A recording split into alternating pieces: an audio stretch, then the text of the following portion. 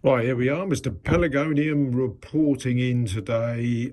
Just showing you, I've been actually putting up some plants that I want to get really big ultimately. A little bit like my copthorn, which is over there. So I've been putting on some of my big plants or plants that I want to get big. You might see there, you can see Orset. There we are, there's Orset. I potted that on this morning. That went up from a 5-inch pot. I put it up into an 8-inch clay pot now. Now Orset is, I'm sure that's one of a group of plants bred by a woman called Edna Popperwell.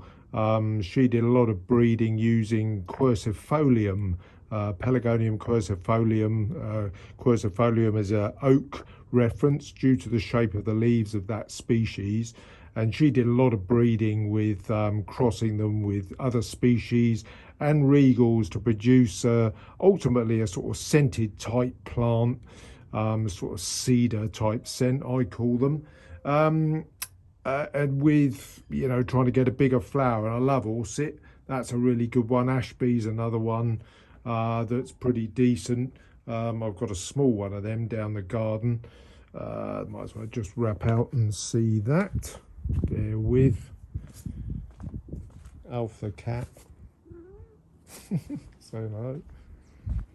There's Orset. Not done that well actually, but there's a good example of the bloom of Ashby. There's another one of herb varieties. Right, so let's go back up. Now ultimately this time of year, early part of August, we're wanting to get these potted up because this is what these plants, go back in too much.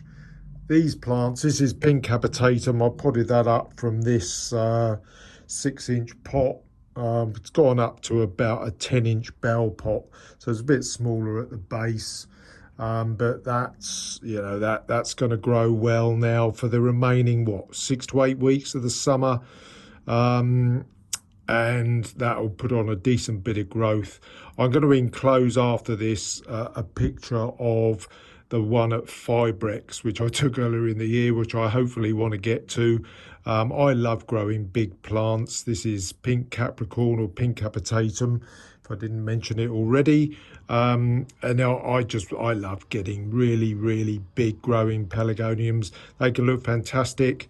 Got this in April, where are we? Yeah, 24th of April I got this plant. That was potted into that small pot, almost certainly from the 3.5-inch pot that I got from Fibrex. So now it's going up to a bigger pot, as a 10-inch bell pot, and that'll grow on nicely now for the rest of the summer. A little note. For the big, strong growing stuff, I use a slightly different formulation of my compost. I normally use 7 parts of my standard compost with 3 parts of drainage material. Now with these, I add 2 parts of a loam-based compost, so either topsoil or say a John Innes number 3 type scenario. I mix 2 parts of that in, so 5 parts of my standard compost, 2 parts of topsoil or John Innes number 3, and then the 3 parts of drainage material, which is usually 2 parts of a large scale perlite, with some sharp sand, 1 part sharp sand. So that's how I do it, mainly because this big, strong growing stuff likes to get their roots going into something marginally heavier. So that's what I use for the really big growing stuff.